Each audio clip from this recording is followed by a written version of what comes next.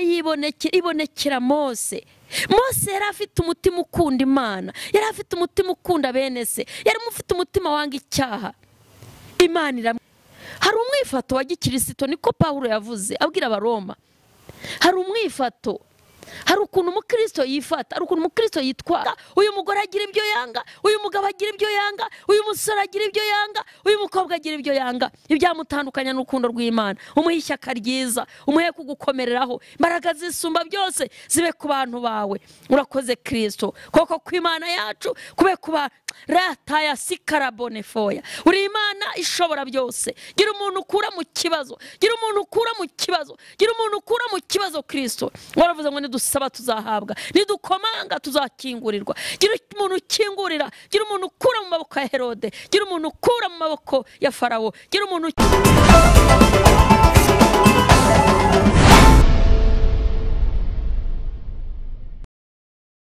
sashimwe.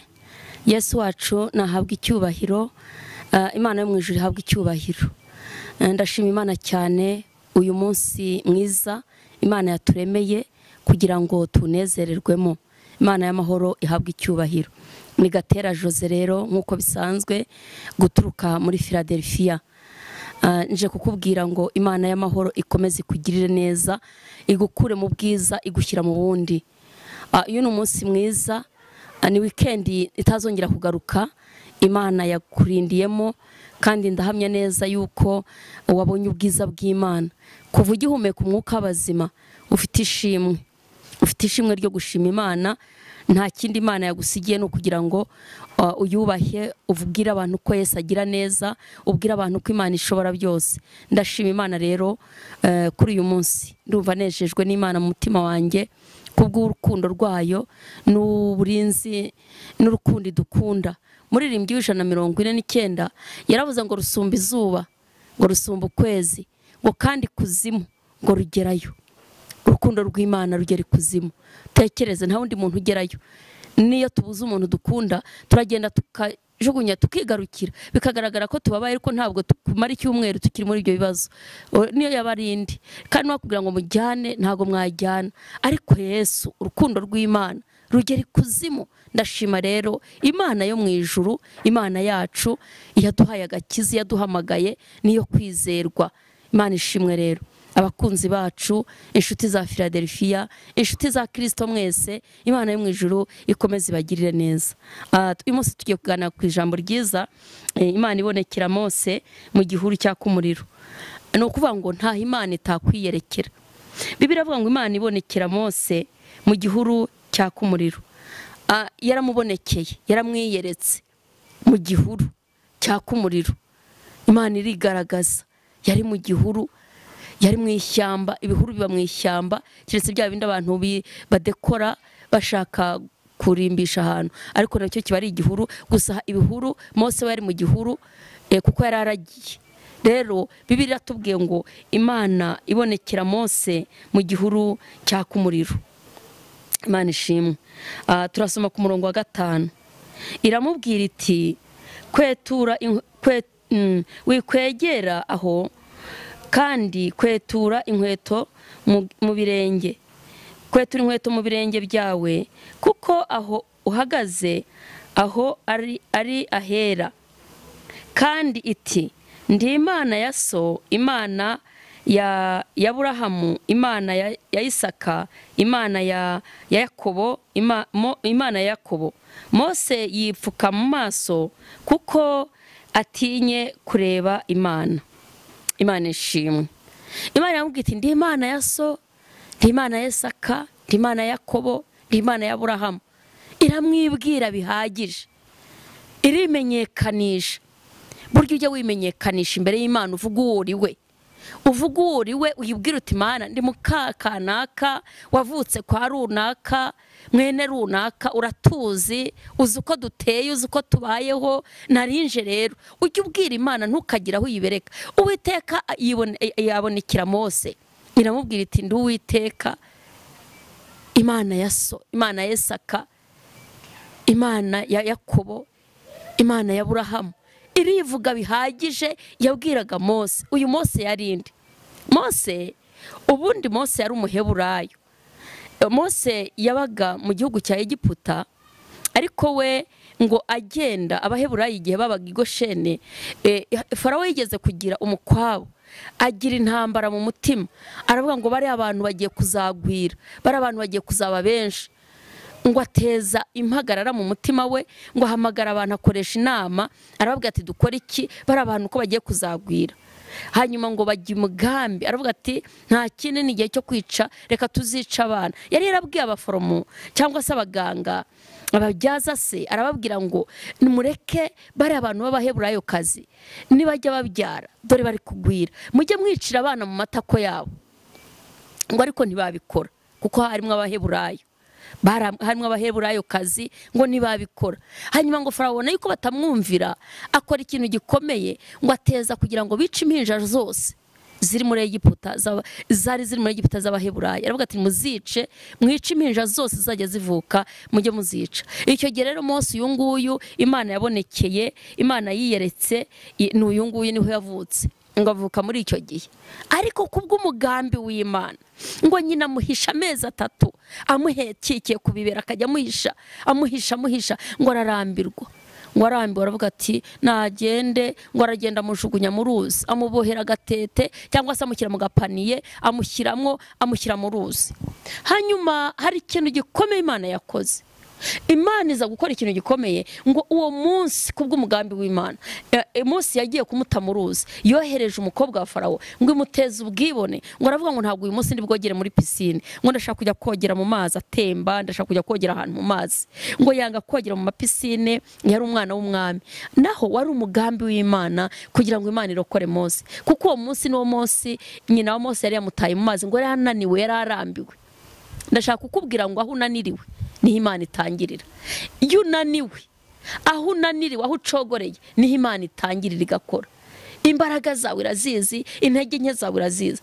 Ngo icyo gihe rero nyina wa Mose yarananiwe, ngo yari amaze kunanirwa amezi 3 ahisha uruhinja, aruhisha, kuko Farawo yari yaratanze itegeko ngo muzica abana b'abahungu bose, muzica abana bato b'impinja, muzajye mubica. Ngo icyo gihe rero ngo nibwo nyina wa Mose yagendaga amuhishahisha, hanyuma arananirwa. Amaze kunanirwa, ngo aragenda amujugunya mu ruzi, ariko bihurana nuko umukobwa wa Farawo nawe ngo atogeye muri pisine, yagiye kogera mu mazi, hanyuma ajya mu ruzi arijya kogera. Ngo yibonera agatete se, yibonera agapaniye kazunguruka ku mazi, ngo aravuga ngo niboneye, ngo arebye ngo asanga n'umwana.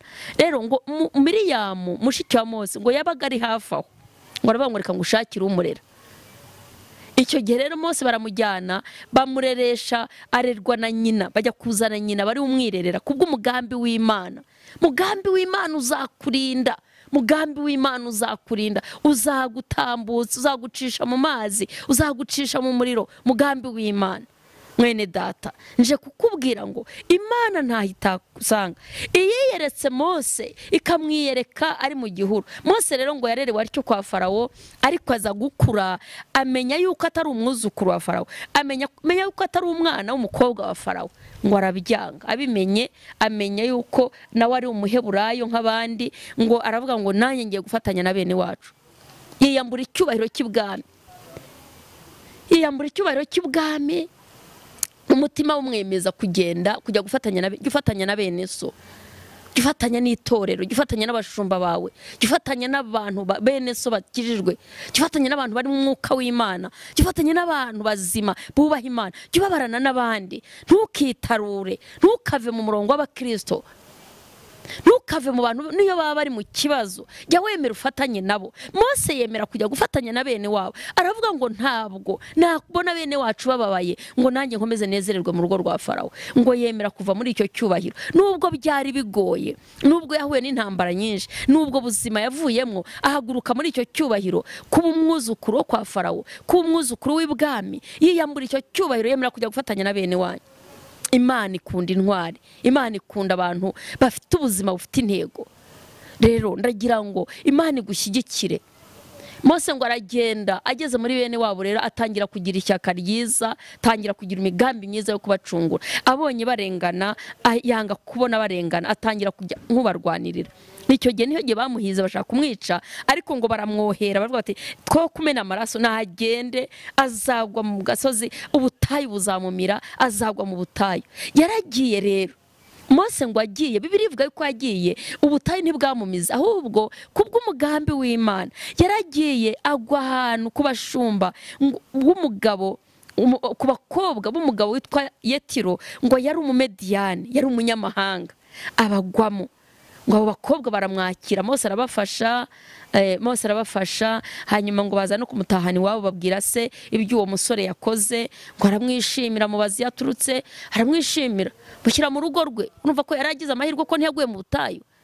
Ariko Mose kubwe yumvaga umugambi w'Imana urangiye, nta hantu azongera guhura n'isezerano. Ariko ndashaka kukubwira ngo Imana izishakira inzira yo wubaha Imana, iyo ufite umutima ufite ishyaka, iyo ufite urukundo muri wowe, iyo ukunda umurimo w'Imana, iyo ukunda bene so, iyo ukunda abantu bari mu mwuka w'Imana, Imana izishakira inzira mu byawe.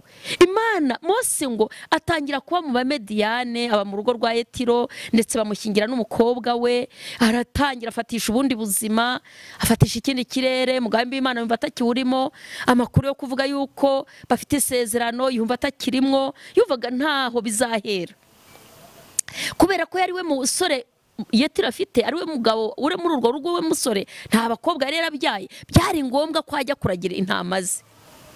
Umunsi umwe rero ngo araragira, aragenda ajya kuragira, bwari ubwo buzima bwa gishumba. Yumvaga nta handi hantu, yumvaga nta handi azahurira n'umugambi w'Imana n'ijwi ry'Imana. Ariko rero Bibiliya iratubwiye ngo iki? Imana iramwiyereka, yiyereka Mose. Imana ibonekera Mose mu gihuru cyaka umuriro. Mu gihuru Imana iramwibonekera, Imana iramwiyereka, imusanga hahandi aragiye, imusanga muri bwa buzima. Nta buzima Imana itagusangamo.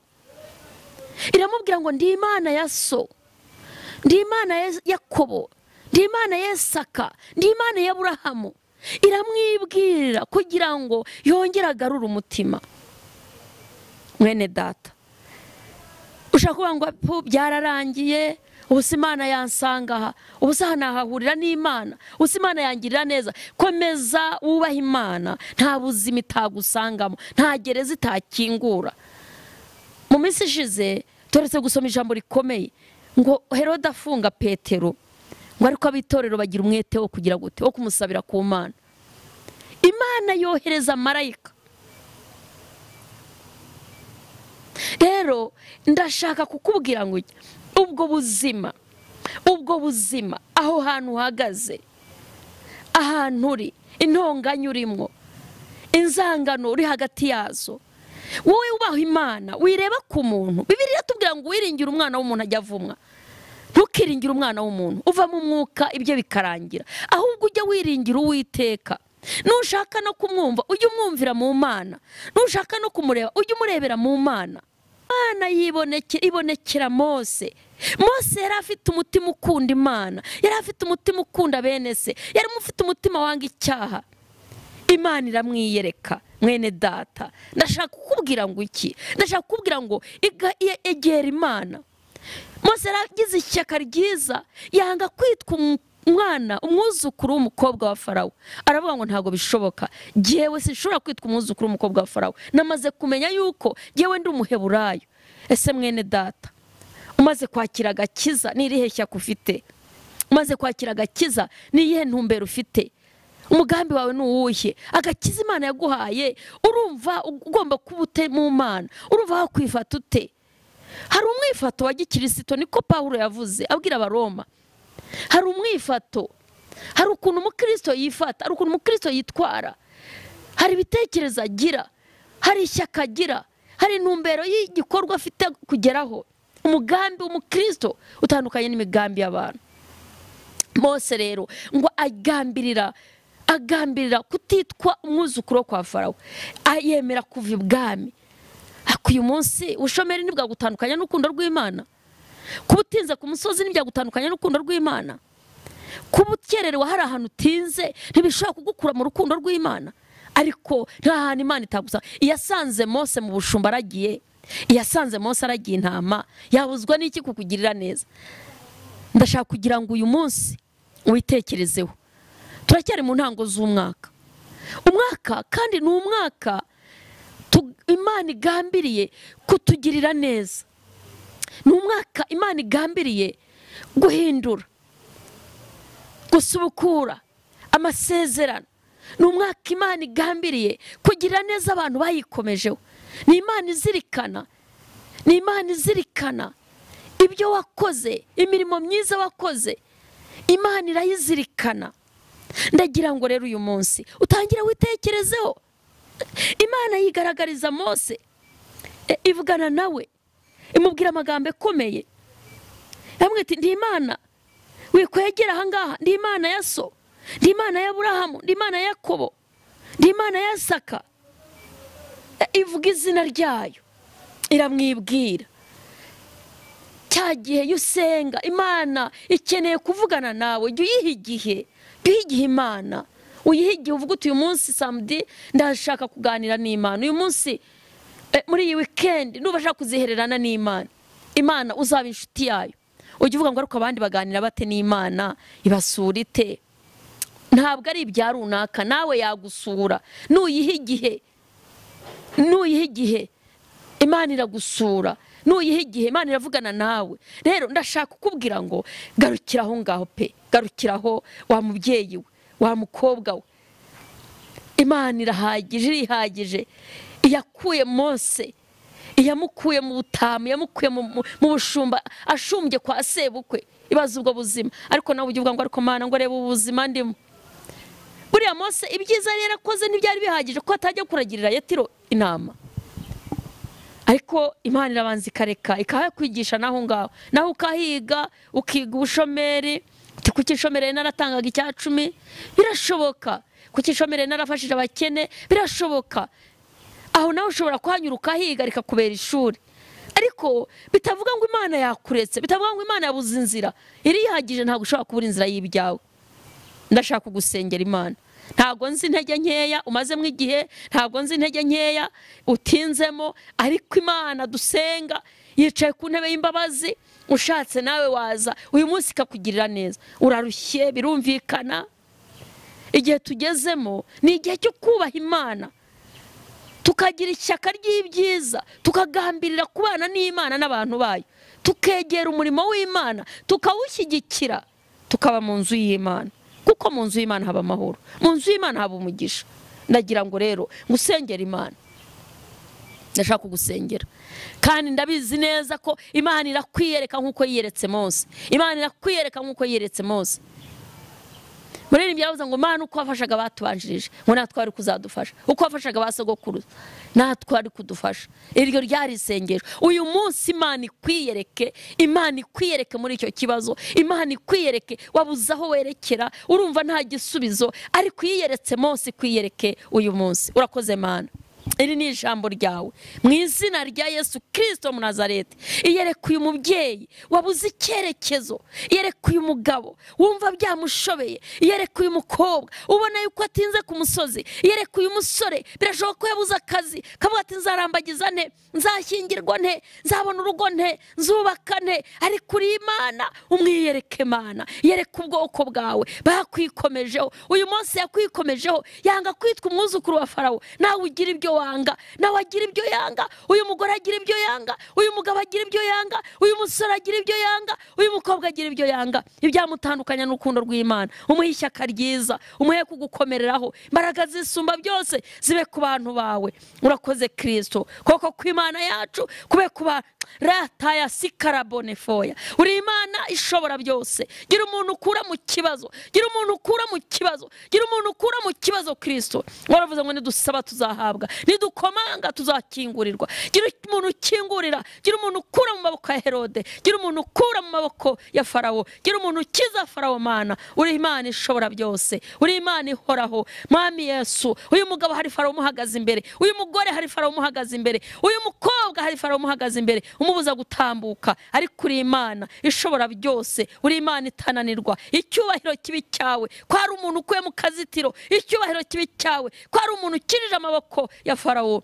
Urakoze Yesu, ijambo ryawe risoza ikirizanye, ijambo ryawe rikore ku mitima y'abantu. Kandi mwami Yesu, abantu bagira imitima ituje, ntibahagarike imitima. Iyakirije Mose, kamukiza amaboko ya Farawo, kamukura mu butamatama, kamukura mu bushumba, kamusubiza mu murimo wayo. Mana, uyu munsi hari umuntu wasubiza mu kazi, uyu munsi hari umuntu wasubiza mu rugo rwe, uyu munsi hari umuntu wasubiza igisubizo yari afite, uyu munsi hari umuntu wasubiza icyifuzo cyari kimubangamiye. Urakoze Mana, witwa Ndiho niko wabwiye Mose, witwa Ndiho, witwa Ndiho, witwa Ndiho, ratisikarabo, witwa Ndiho. Cyubahiro kibi cyawe. Ndagushimye rero Mana, ijambo rikore kuri buri wese, kiza indwara z'ibyorezo, kiza indwara z'amayobera, indwara z'imyuka mibi mu izina rya Yesu. Izo bohera abantu, iyo myuka ikenya turayinanije, kuko kw'Imana yacu kuboneke ku bantu. Urakoze Mana, gira neza igihugu cyacu, gira neza abatwumva bose, gira neza abayobozi batuyobora, gira neza Mana abashumba bashumbye amatorero, gira neza abakristo abahisemo kugukurikira. Aba bose nubasanganire, abananiriwe mu nzira ubambika imbaraga, buri muntu wese utentebutse mwami Yesu wongera umukenyezi umwambika inkweto. Urakoze kubikoze, cyubahiro kibi cyawe ni mu izina rya Yesu, amen.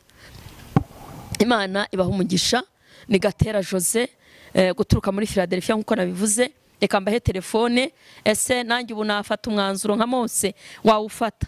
Reka ushatse ko nkugira inama cyangwa se ngusengera wambwira. Ni 07 50 98 944